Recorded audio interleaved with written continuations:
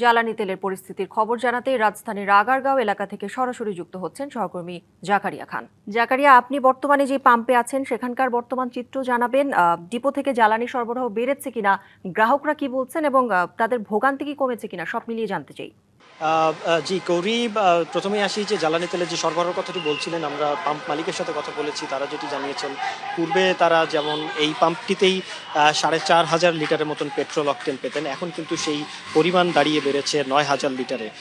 দুটো পেট্রোল এবং অকটেন দুটোই তারা 9,000 লিটার করে পাচ্ছেন। তো সেক্ষেত্রে বলা যায় যে জ্বালানির যে সরবরাহ বাড়ার পর বিষয়টি সেটি বেড়েছে। তবে গ্রাহক ভোগান্তি, সে ভোগান্তি কিন্তু কিছুটা রয়েছে। আপনারা দেখতে পাচ্ছেন যে মোটরসাইকেলে একটি দীর্ঘ সারি রয়েছে এবং এই সারিটি কিন্তু এই পেট্রোল পাম্প ছাড়িয়ে বেশ কয়েক গজ পর্যন্ত গিয়েছে। তো সেক্ষেত্রে আমরা দেখছিলাম যে অন্যান্য পাম্পগুলোতে, ট্রাস্ট ফিলিং স্টেশন বা মহাখালী ফিলিং স্টেশন, সেই পাম্প ফিলিং স্টেশনগুলোতেও কিন্তু গ্রাহকদের যে সারি, সেই সারি আমরা দেখতে পেয়েছি। তবে আমি আপনাদেরকে সরাসরি একটু কথা বলানোর চেষ্টা করব একজন গ্রাহকের সাথে। ভাই, তেলের দাম বাড়ানো হলো, এখন কি অবস্থা? আপনারা কি তেল পাচ্ছেন বা ভোগান্তি রয়েছে কিনা? ভাইয়া, লাইনে দাঁড়াইছে 8টার দিকে, এই পর্যন্ত আসলাম আর কি। এখন তো 11টা পার হয়ে গেছে। তো অক্টেনের তো দাম বাড়াইছে, এখন তো আমরা একটু সংকটের মধ্যে আছি। একটু দাম কমালে একটু ভালো হতো আর কি।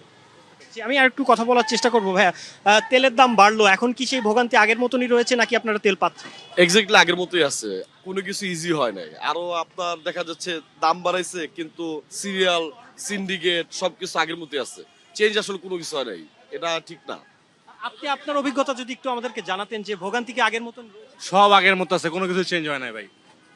শুনছিলেন যে যেটি আমরা নিজেরাও দেখছিলাম আসলে কৌরি, যে প্রত্যেকটা পেট্রোল পাম্পের সামনে যে দীর্ঘ সারি যানবাহনের, সেই সারি কিন্তু আগের মতনই রয়েছে। তবে আরো একটি বিষয় যেটি আমরা খেয়াল করেছি, যে যেই সকল পেট্রোল পাম্পগুলোতে বিগত 1.5 মাসে তেল দেওয়া কার্যক্রম বন্ধ ছিল, সেই সব পেট্রোল পাম্পগুলোতে কিন্তু কিছুটা হলেও তারা তেল দিচ্ছেন এবং সেখান থেকেও তেল গ্রহণ করতে পারছেন। তবে গ্রাহকরা যেটি জানাচ্ছেন যে ভোগান্তি আগের মতনই রয়েছে, বরঞ্চ কিছু অংশে সিন্ডিকেটের যে দৌড়ত বা ভোগান্তির বিষয়টি আরেকটু বেড়েছে। তো সেক্ষেত্রে আসলে তারা যেটি দাবি করছেন যে দামের বিষয়টা কিছুটা সামঞ্জস্য করতে পারে সরকার, এবং যে ভোগান্তি, সেই ভোগান্তি কমাতে কার্যকরী পদক্ষেপ তারা সরকারের কাছ থেকে চান।